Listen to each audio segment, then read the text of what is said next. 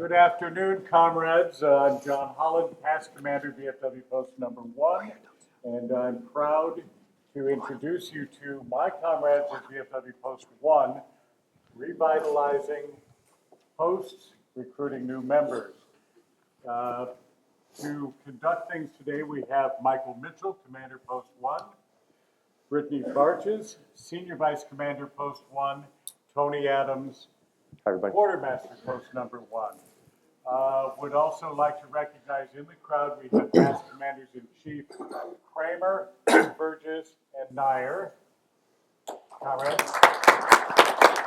We have Junior Vice Commander-in-Chief Duffy. And with this, I'm going to turn it over to these gentlemen and this young lady who, by the way, I am the dinosaur at Post number 1. These guys they're a dynamic way of bringing about new membership. Thank you very much. The reason why I wanted to have an opportunity to stand up before this started is to let you know, I guess, the genesis of how this started, and only from a point of why the decision was made to bring 3 of the Post 1 members here to the convention to put on this workshop. Earlier this year, I had 2 opportunities to visit Post 1.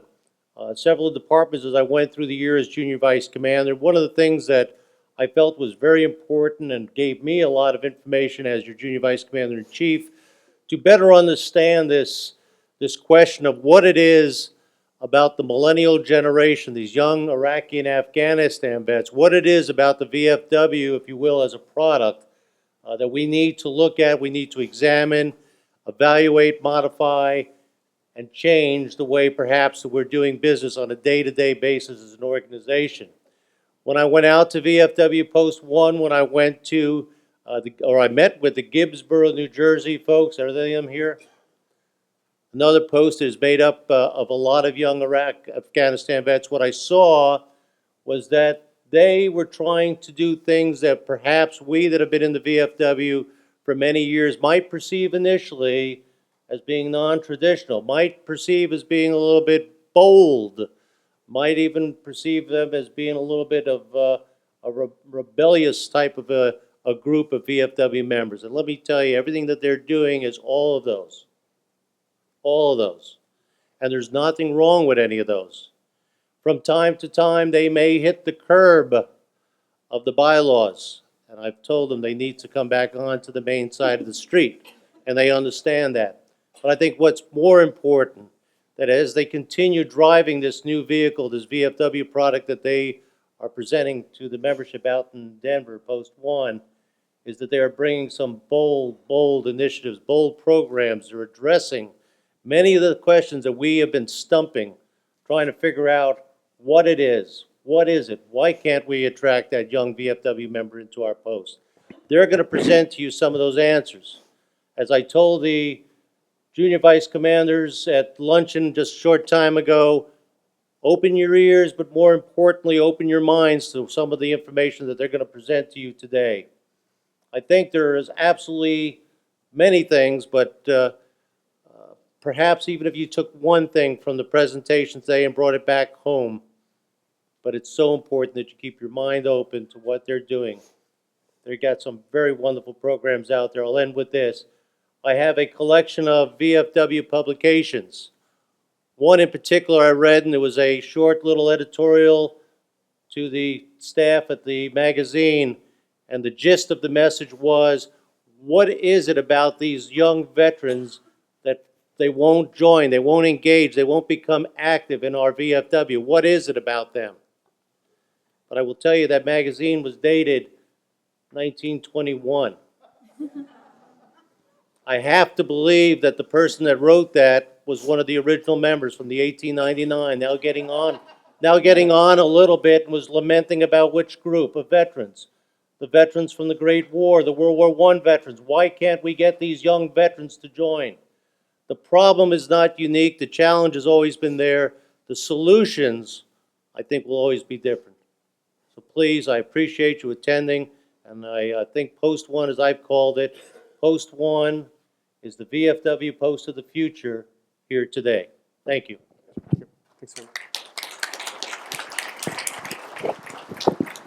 Before we get started, I'd just like to say that what we're going to talk about and the things we do at the post level at Post 1, we really could not do without the support of our older generation veterans, the World War II, the Korean, and the Vietnam veterans.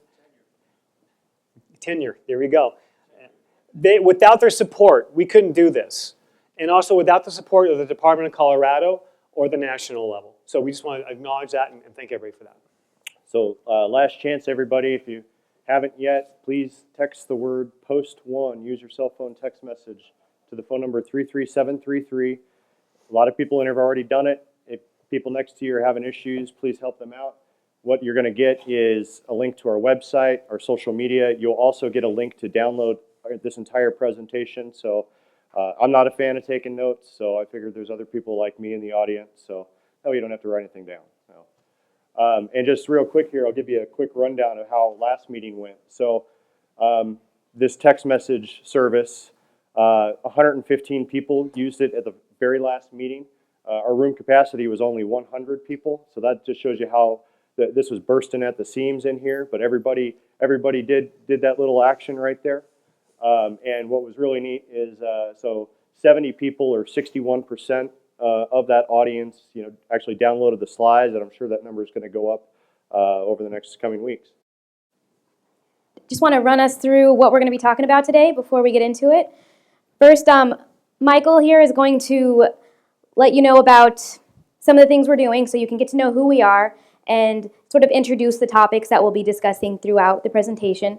Then we're going to discuss networking, the importance of building your community, becoming the hub of veteran services in your community. Then we'll move on to some fundamental changes that have worked for us as we've tried to reach out to younger members and just grow our membership. Then we're going to talk about, Tony's going to go into integrating technologies, which was very well received at our first session, and it'll show you a lot of ways to really reach out to younger members and take hold of these new resources and use them to their fullest.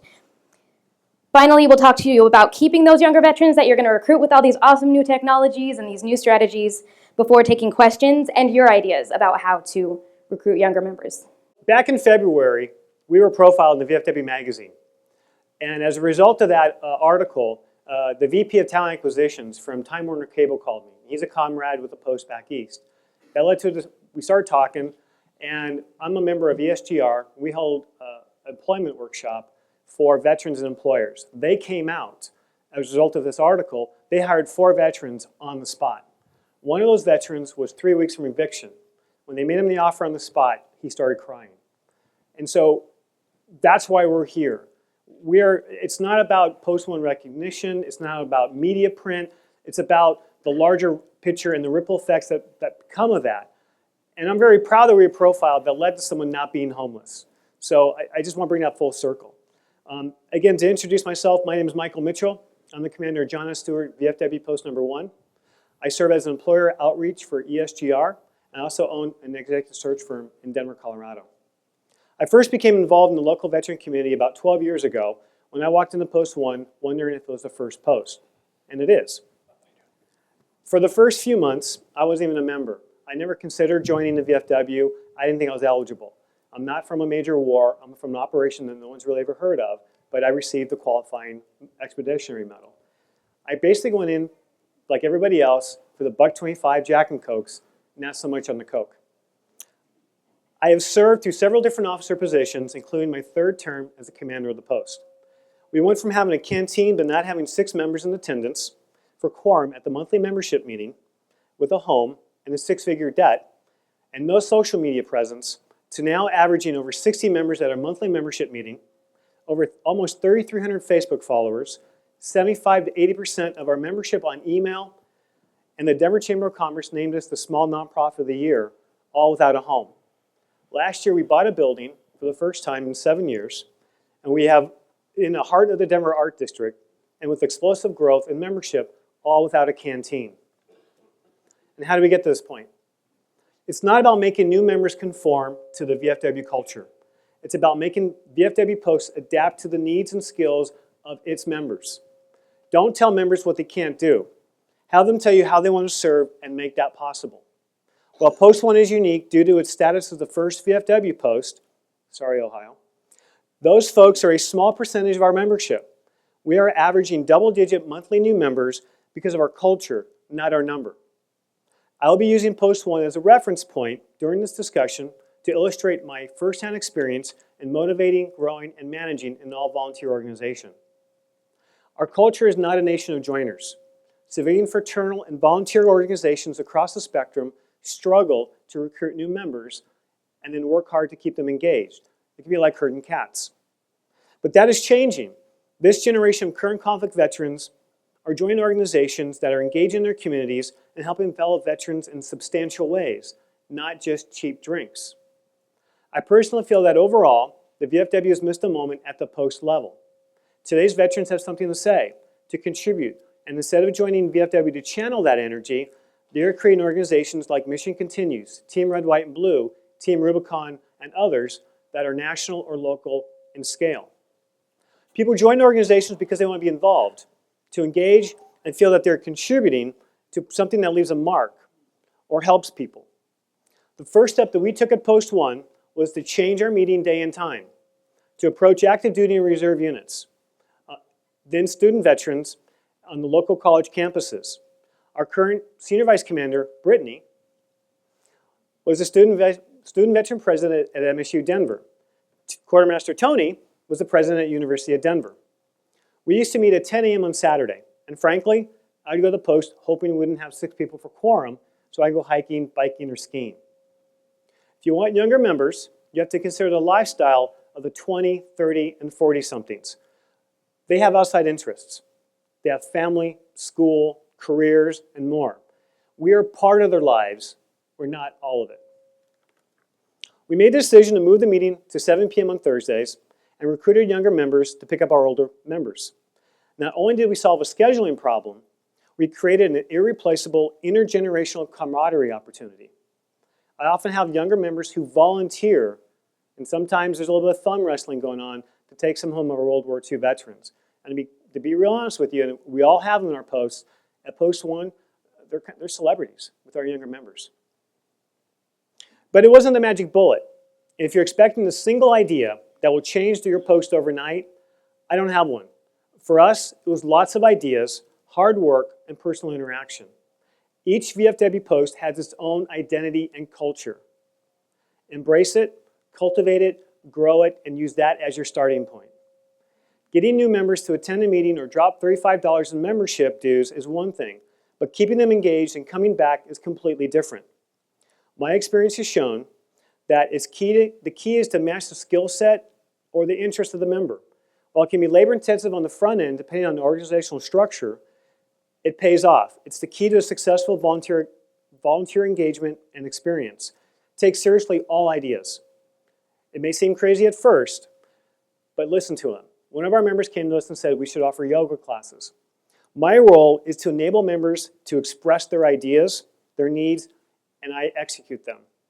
Yoga is now one of our signature events as a program. The organic byproduct has been lots of newly engaged members. Recruiting members is just not enough. You must have a reason. Match members' skill set and interest. It's not enough to get a local corporate recruiter or military recruiter and put him or her in charge of post recruiting.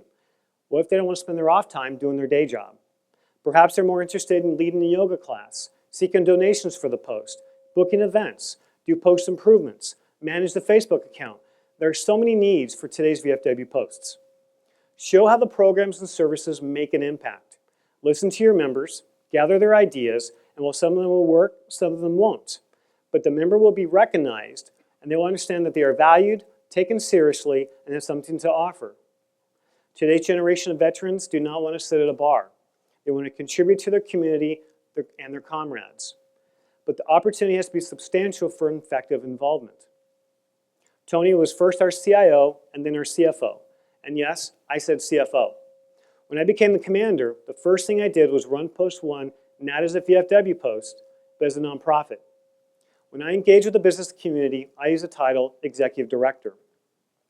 I set up different divisions: social media, recreation committee, volunteer coordinator, poppy drive crew, and more.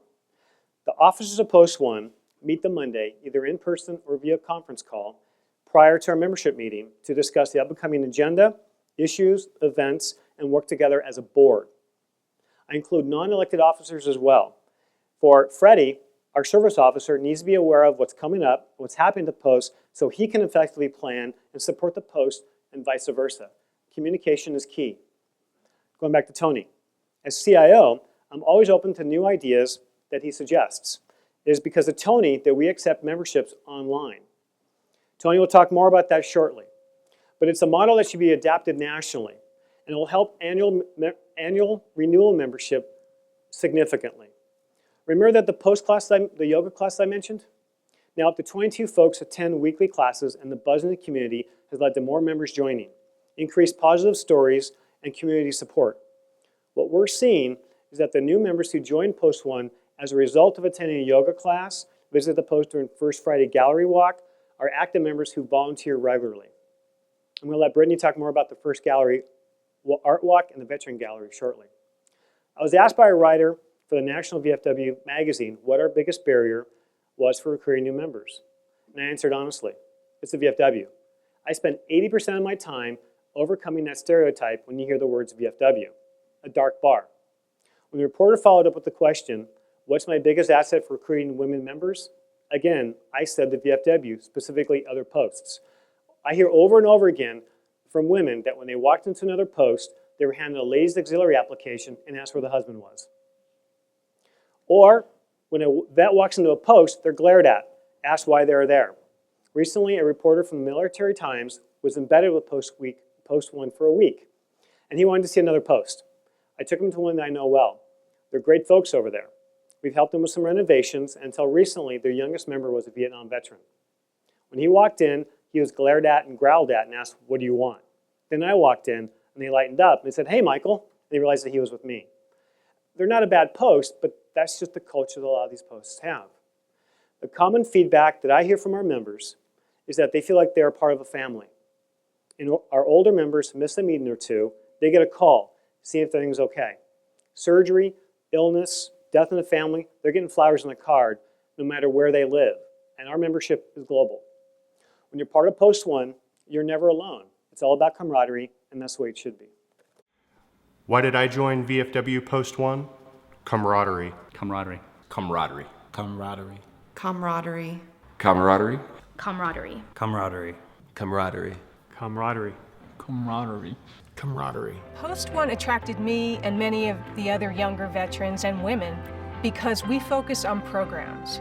To the veterans, VFW Post 1 means someone that is there to help them, a resource.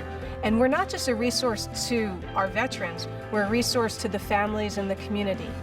It's almost like I'm still in Iraq with my truck buddies. It's that same kind of homey feeling that you get here at the Post. I love it. Post 1 seems to be one of the more active in giving back to the community, and not just for veterans, but veterans' families. It's the people that care about it and care about reacting and interacting with the community. When people care, things happen. Good things happen.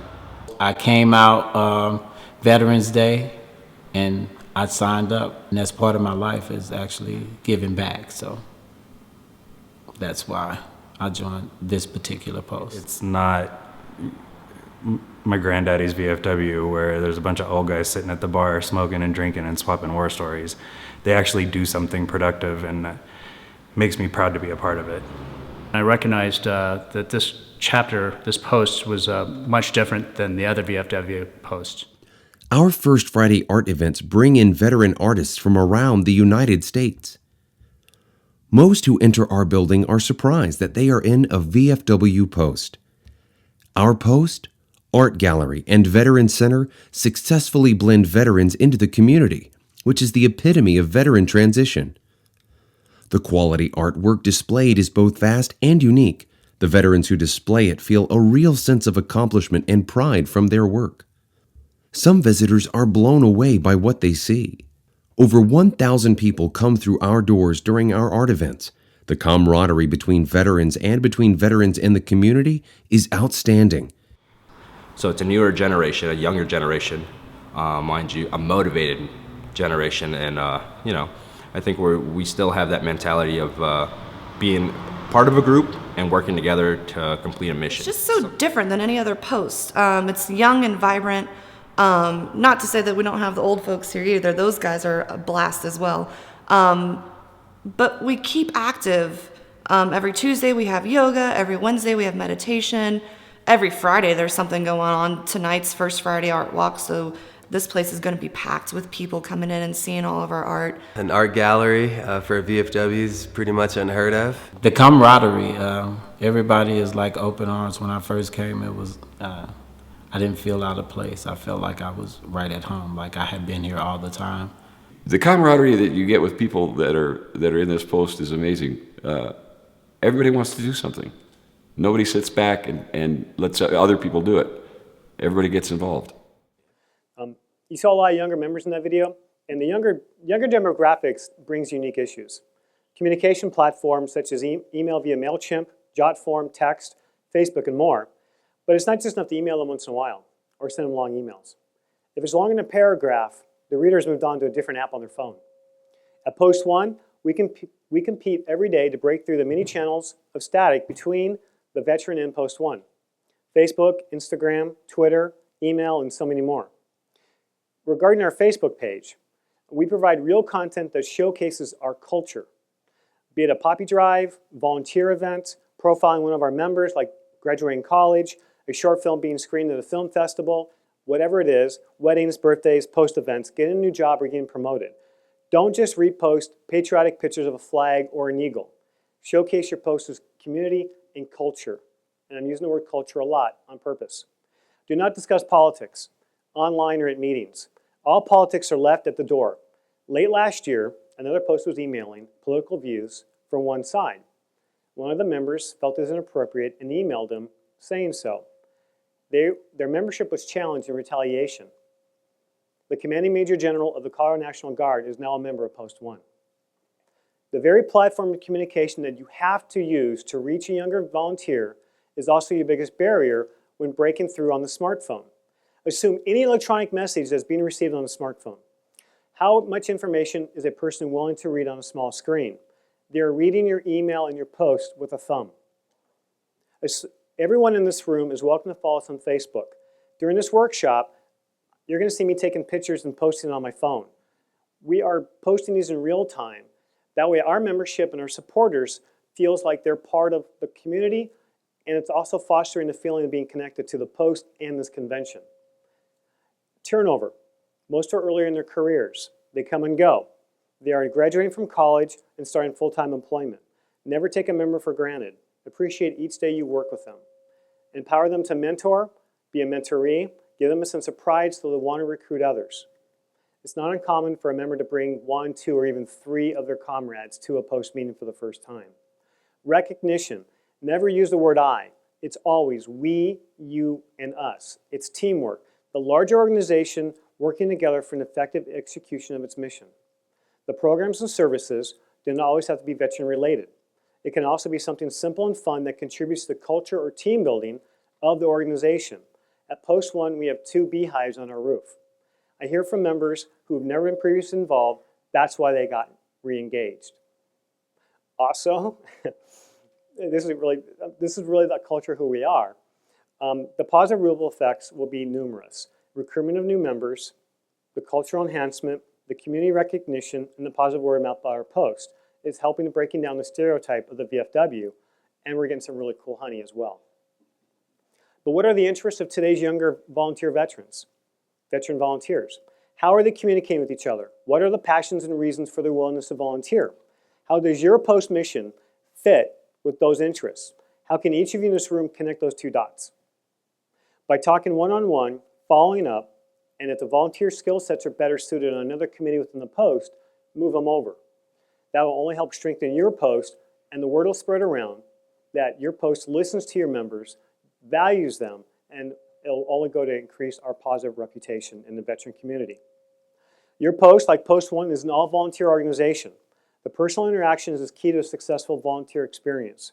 It starts at the top and goes right down to each and every post member. It doesn't matter what committee you are on.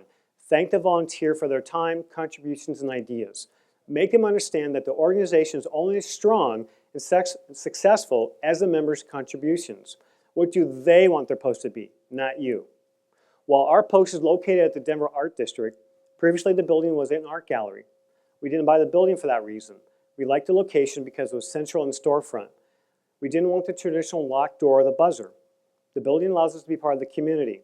This in turn allows us to provide a space for one of our members who does an art PTS program. The gallery area of our post is where we hold meetings and the walls are lined with art. The positive attention from the veteran community and the local media was a little surprising. Many folks, when they walk in the post, do not realize they're in a VFW, let alone Post 1.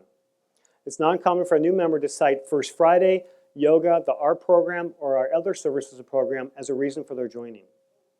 This positive image goes a long way to breaking down old stereotypes and adapting to the current generation and culture. Adopt or become irrelevant. We allow other VSOs to use our space for free. Team Red, White, and Blue, Team Rubicon, Mission Continues, many others. Organically, some of these post members, some of these younger veterans are going to become post members. They'll join your post as well. We host symposiums for human services organizations that focus on veterans. I tell everyone, Post 1 is the hub of a veteran community. If we can't help a member, then we refer them to one of the 20 different programs and services and agencies that we partner with. Partnership is key. Don't invent the wheel if it's already out there. Yes, offer outdoor activities to your members. But why manage it yourself when it's already happening? Partner with Team Rubicon.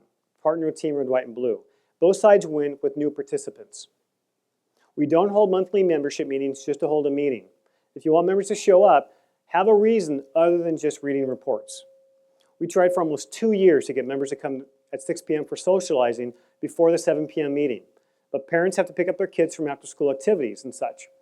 We have a ladies auxiliary member who is a retired art school teacher. And during the meeting, she's in the other room leading art classes for the kids, while the parents are in the next room at our meeting. Post 91, my hometown of Tacoma, Washington, during their meeting, takes a break to eat dinner together. At Post 1, we introduce ourselves, branch of service and qualifying conflict. Then we take a networking break so people can get up and talk to each other. That really drove a spike in attendance. We hand new members a brochure of the programs that we offer, a brief history of their post, and contact numbers for the leadership. We also let veterans sit in before they join. I tell them, try before you buy. Almost 2 years ago, Post 1 partnered with American Veterans for Equal Rights, AVER, a LGBT natural veterans group, and I cannot imagine Post 1 without AVER. Members of AVER are members of Post 1 and vice versa. AVER contributes significantly to Post 1, be it officers, volunteers for poppy events, our Veterans Health Fair, assisting members one-on-one, the list goes on. Back home, there's a program called Peer 1. It's a reintegration program for men who have had drug-related offenses. Some of the participants are veterans. They join us for Veterans Day parades, Founders Banquet, and we were invited to their facilities for the demonstration of proper folding, care, and disposal of the American flag. While not all of them qualify for VFW membership, this is part of our veterans outreach. For those who do qualify, they are welcome to Post 1. Our belief is that Republicans, Democrats, Socialists, Libertarians, Black, White, Asian, Gay, Straight, Male, Female, Transgender, Religious, Atheist, whatever, we all served.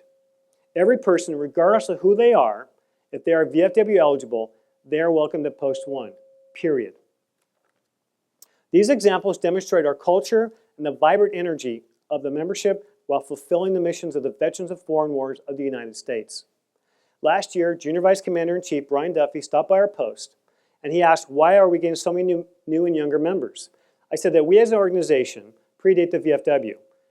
We started in 1899 as John S. Stewart Camp No. 1, Army of the Philippines. And that the VFW could go away tomorrow, and we would still be here. Folks are not joining VFW Post 1, rather they are joining Post 1 because of our culture and what we do. But let me be clear, we're not distancing ourselves from the VFW. Rather, with our culture and our outreach, we're embracing the VFW in spirit and mission. By promoting our culture, we are doing our part to help change the current stereotype. It's not enough to be a VFW post or even the first post. You have to provide a reason for membership, and today cheap drinks just does not cut it. The VFW at the state, post, and national level must adapt or die. first, I want to talk about networking. So Michael touched on this quite a bit, reaching out to other VSOs, becoming a community center, a space where veterans know they can get the resources that they need. One important place to start with your networking is your student veterans. That's where your young veterans live. That's where they're spending most of their time. So if you don't know how to reach out to the student veterans, call up the college and ask to speak to the veteran service staff. There's at least somebody there taking applications for the GI Bill. So talk to that person, and that person probably knows the person who's running the student veterans organization. That's a great resource right there, because they have their own network. They know the active leaders on that college campus. They are one of the active leaders on that college campus. And like Michael said, I was a student leader, and Tony here was a student leader, and we have several other student veterans in our post that we just couldn't run without them. So they've proven themselves. They are passionate about helping veterans, and they're willing to step up and dedicate their time to making sure everybody gets the resources they need and deserve. So reach out to the Veteran Service staff and also the Veteran Leader Corps. This is an AmeriCorps program that places a Veteran Service representative in each college, and so they have their network all over the state and in all the other colleges around you. So they're a great resource. Also, partner with other VSOs, have a resource fair on campus or off, invite them over, and get on their emails and their Facebook pages. So even if you don't have yours, if you're building yours up, put it on theirs. Get your events on theirs. Let them know that they're welcome. And Tony has some really great insight into how to get younger veterans, even if they don't know how to get people on their campus. So one of the unique things about running a student veteran organization is there's a lot of similarities in terms of the problems a student vet org has, as does a VFW Post, getting new members. The unique challenge with student veterans is actually finding out who the student veterans are on your campus. A law that was passed to protect Vietnam vets, basically it's a confidentiality rule, and it's still in play today, where student veterans don't have to self-identify themselves as a veteran. So the student orgs have a real hard time doing that. So I devised a way on how to find the student veteran orgs on campus. So what I want to do is give you this piece of information, and I want you to go to your colleges, to your student vet orgs, find them out, go tell them how they can get student veteran student veteran members, and then you will build rapport with that student veteran organization. So everybody in here is proud to be a veteran, right? I'm hard of hearing. All right, there we go. Fire it up a little bit. So Army, Marine, are there any Coast Guard in the room? I've never met one, so I'd love to meet one. The Coast Guard is probably riding around on the unicorn next to the rainbow, next to the pot of gold. I mean, it's like a fabled creature I've never ever seen or heard of. So $100 for the first Post 1 member who gets a Coastie. Yeah. So here's the deal. We all drive cars here, right? You got something, a license plate or a sticker or something like that on your vehicle that says that you're Army, Marine, something veteran related, right? Well, guess what? Student veterans do that too. I've got one on my car. So what I used to do is to find who the veterans were on campus. I didn't try to sit in front of my computer. I didn't try to look up email addresses. I used to go walk around the parking lot and put flyers on cars that had veteran-related material or stickers. And I used to get huge returns back, huge communication, because I was directly communicating with veterans. And they had to see me, they had to see my flyer, my information. So what I want you to do is I want you to take that tip to the student vet orgs. I want you to empower them. I want you to build rapport with that student veteran organization. Help them get more members. They will help you get more members. So another great resource, go to your reserve unit, your National Guard, your local units, and adopt them. That's what we did. This is Mike and Lacey here. We have this picture on our Facebook along with many others.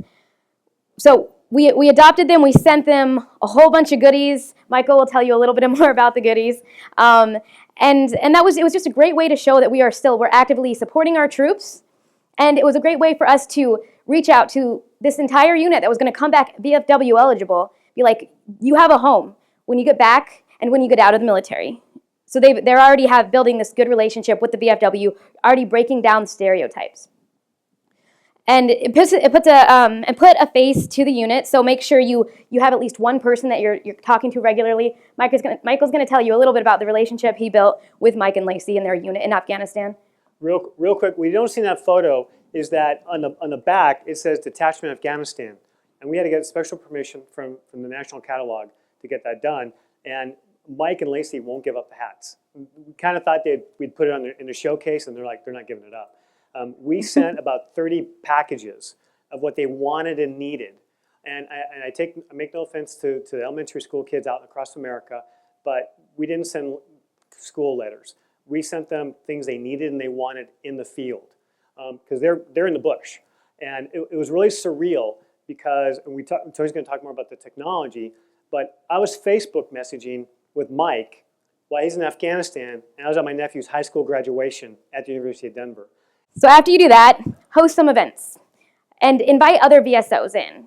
You might feel like veteran service organizations will cannibalize membership and you won't, and they'll take members away from you, but we haven't found that to be the case. We share members.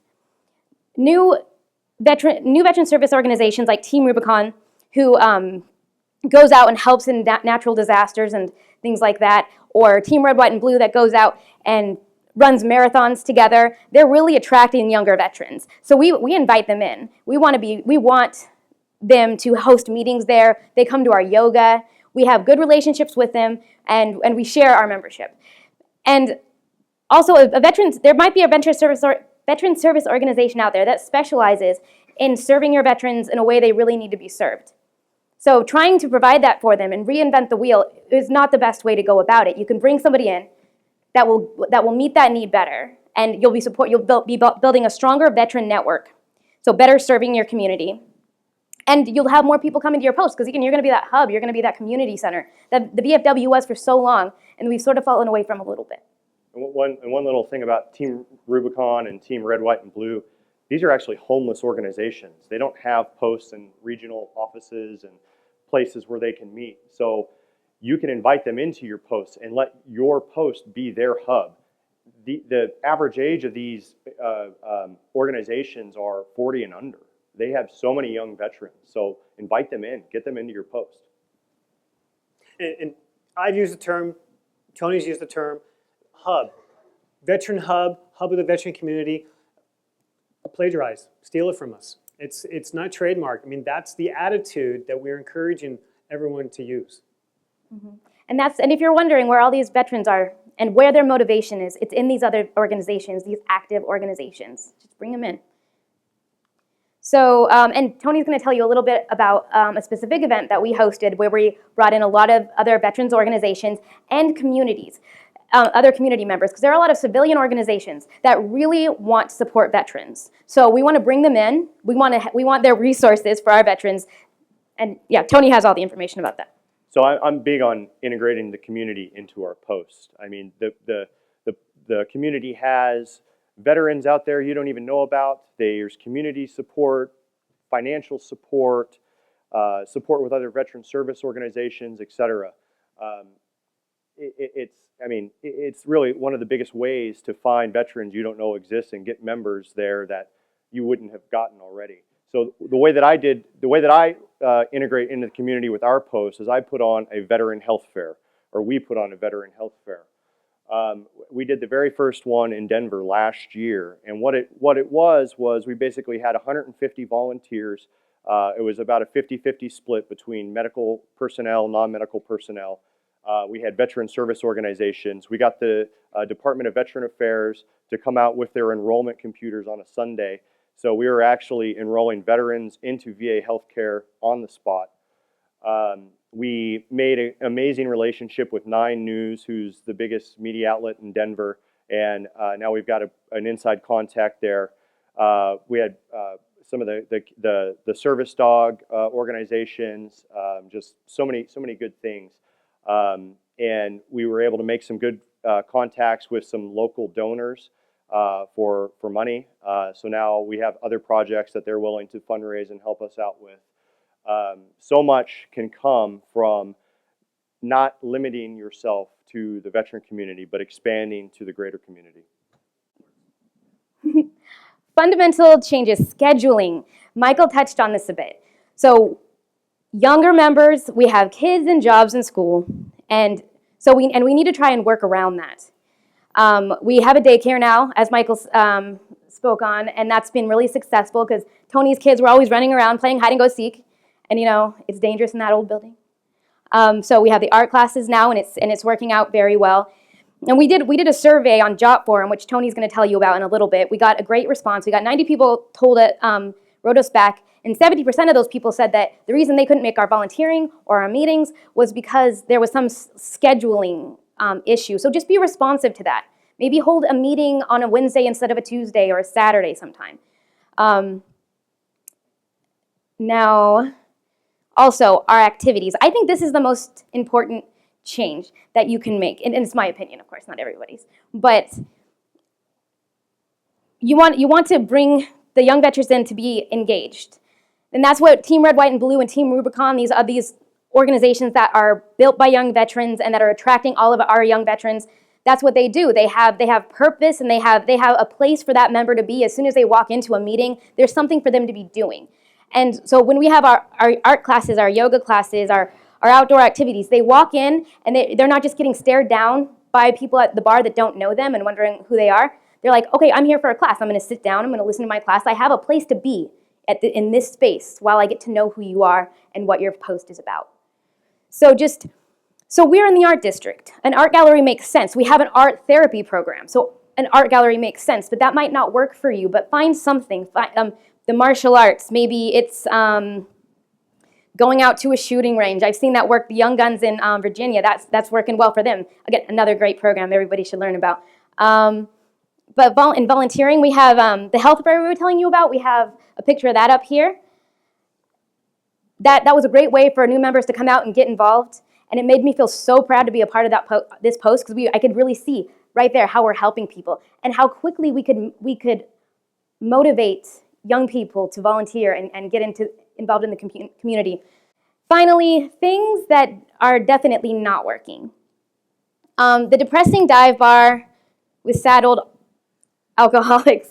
So that is one of the stereotypes that we've had to really push through. That's what we get from young veterans who say they don't really want a whole lot to do with these legacy organizations like the VFW. They don't want to go into that environment. It doesn't sound like it's a healthy environment for them. It's not a healthy environment for their kids. It's not a family organization. So we need to try and dispel this stereotype. So maybe you don't want to give up your cantina, and that's fine. It worked for us, but have those activities, have some spaces that are safe for the family and that maybe are focused on healing. A lot of our programming, a lot of what we do is focused on healthy ways of healing. Our art therapy, mindfulness meditation is making waves all over the VA. It's a powerhouse in treating PTS in a way that talk therapy isn't. So have some things like this. So they know this is a place where I'm going to become a person who closer to the person I want to be, or closer to the life that I want. And also the old boys club. Misogyny is a real thing. My introduction to the VFW was right when I got back from a deployment. There were some people tabling when we were doing in-processing, and that was the VFW. They got my application, and I'm pretty sure it went right in the trash because I never heard back from them. They wanted men. They wanted the males that were coming back from the deployment. And then after that, I moved out to California, and a woman commander tried to recruit me, and I wanted nothing to do with the VFW. It took me a long time to really get over that. So be aware of who you're putting out there in front of your new veterans. Like, is it a person that's comfortable talking to women? Is it a person that's comfortable talking to the gay and lesbian service members that are serving openly and that are going to be coming out looking for that camaraderie? I know my first platoon sergeant was gay, and he was an amazing leader, an amazing NCO. And if he could not be in my post, I wouldn't want to be in my post. I want all my comrades, especially the people I served with, to be able to be in this organization with me. I trust them, and I hope they can trust me to always advocate for them. So also, you be aware of that. And also, transgendered individuals will also be serving openly soon. It's coming. So be prepared for these changes, and make room for them in your posts. So, and these are a few other suggestions we got from that survey I told you about. And you're going to have this in the slides. So just hosting the meetings online, and Tony's going to tell you a bit more about the technology piece. Have meals available. We've started having pizza and things like that, doing our 50-50 raffles. Each have a theme for a meeting. It's a fun way to change things up. But we haven't tried this yet. We just got these results from the survey. We have to integrate some of these. So make more family spaces within the post. So I want to integrate technology into your post. It is so important. It is so vital. This is how you get in front of your young members. One of the biggest importance about technology is it expands your reach. It makes your post now a worldwide organization, a worldwide post. It opens your post for business 24 hours a day, 7 days a week, 365 days a year.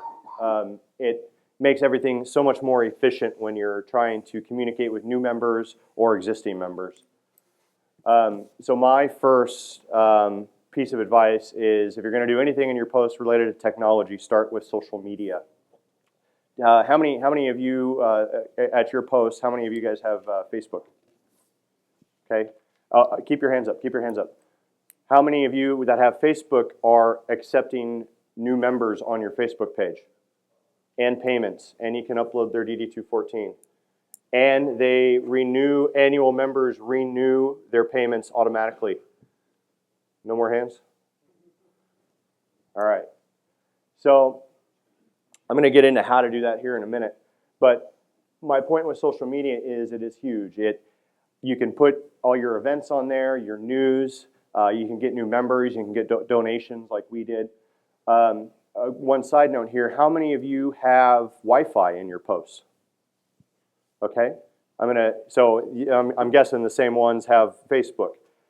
So I'm going to tell you a neat little piece of equipment, and I'd recommend going and buying one of these little guys. They're about $100. There's actually something called a Facebook router. So what you can do is, when your members come into your posts and they want to use your internet, well, it's free, but in order to do that, you have to check in at our post on Facebook, and then you get the access. This router won't let them online until they check in at your post. So it immediately helps you gain your online presence. And the beautiful thing is, now, with their 10,000 friends or whatever, when I put something on Facebook, now them and all their friends see it with this one little device. Twitter's another great one. LinkedIn's another one. One of the big ones that I'm going to say is extremely important is Google / Google My Business. Google found out, and I don't know if you're aware, but Facebook's the big one out there in social media, and Google Plus just didn't really work out that well. So Google revamped it and made it the hub of business online for their search platform. Google Plus is your opportunity to tell Google who you are, where you are, what your phone number is, what your hours of operation are, photos, etc. And this is how Google knows that you're there, to tell other people. So go ahead. Real quick. So one of our members was diagnosed with cancer, and he's since passed away. One of our members on their own launched a GoFundMe campaign. Has anyone ever heard of GoFundMe? They raised over $21,000 for his family. Social media in a couple works. Weeks. In a couple weeks. Social media can work, but you have to know how to use it. So what you see right here is, when you Google VFW Post 1, this big listing here on the right is because of our Google Plus page. Us putting a photo on there, our phone number, our address. We even have reviews on our posts, so people have a little bit of testimonial there. Tony's actually he's downplaying his role. If you just Google VFW, we're the second national search result, right after VFW. So I'm going to give you guys a quick crash course on how to properly Facebook and properly do a post, so that you guys can optimize your work. So this is one that we did. It was about us live streaming our first meeting online. So the first thing you're going to notice here is there's a photo.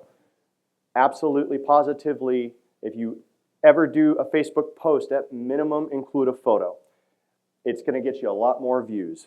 Facebook actually restricts the amount of times posts without pictures are seen. So the whole point of this is to get in front of people and to be efficient about it and to get as many people to see it as possible. You don't want the social media working against you. If you have a video is even better. Some other things I'm going to outline here are, you probably have seen that Saturday Night Live skit with the hashtags. So it is actually a real thing. So you'll notice like hashtag VFW, hashtag veteran, hashtag military. What you're doing is you're telling Facebook that this post is relevant to the VFW, is relevant to veterans, and is relevant to the military. So when anyone searches, when anyone clicks in VFW on Facebook, your post will be the first one to show up. The other thing you want to add is your website. Google actually scours the internet looking for links to your website and where they're coming from. Adding it to every single post amplifies that. So, I mean, you've heard the term, a picture is worth 1,000 words. It's actually worth 1,000 views. Okay, so another great thing that we love is a company called MailChimp, so MailChimp.com. And they're an email service. So this email here, you might notice this dapper gentleman, he's our 36th Army Chief of Staff, General George Casey. He was our keynote speaker at our last year's dinner. And we wanted to let our members and our friends know about the dinner so that they could come. So this email was generated using MailChimp. And the neat thing about it is for the first 2,000 subscribers, first 2,000 people you put into the system, it's free. Another one that we like to use is something called Easy Texting or easytexting.com. So going back to about renewals, etc. So we noticed that we had a lot of people that needed to re-up their annual membership. So we decided we were going to see how a couple things work. We actually put together the letters and put some pins in the mail and paid postage, etc. Paid about $300 for a mail campaign. And we got one member out of that, one renewal out of that. Out of 88. But you know, we also had their phone numbers on file, so we sent out a texting campaign. And the text was, you know, your membership is about to expire. Here's the link. Go online, renew it. And it was 30 people that did that. You know how much that cost? Nothing. So I'll get to your question here in just a moment. Accepting new members online and on Facebook. So remember the name of this company, jotform.com. If you can actually get 10 new members a month using this platform for free. If you take more than 10 members a month, it's $9 a month, which is, you know, if you're getting more than 10 members a month online, it's a great problem to have. So the other thing Jotform does is, like I said, it allows you to have them put all of their membership information just like in the quartermaster page. And when you do this, I suggest not going off the paper application. I would suggest having your quartermaster log into their system and then taking all the information on what the quartermaster has to report. You want those two to be identical so you don't have to call your members after the fact and ask other questions that are already done. So with our Jotform, they upload their DD-214. We've actually found 3 people that wanted to join, and we told them, I'm sorry, you can't, you don't qualify. And they actually came back and said, well, just keep the money, I really appreciate it. They also actually sends them, the second they hit submit, they get a welcome email pointing them to social media, pointing them to our website, etc. We also use Jotform for our meeting sign-ins. We actually don't pass around a pad and paper for people to sign in our meetings. We pass around an iPad. And the iPad asks them what their first name, last name, email address, and cell phone number is. And through Jotform, it automatically submits them to MailChimp, so we've already got their email on record. And it's an amazing way to keep track of things. And it allows you to download it in an Excel spreadsheet. In terms of technology, product management. I'm just going to really quickly say these guys. We have a lot of moving pieces going all the time. A lot of people trying to be in the know on what's going on.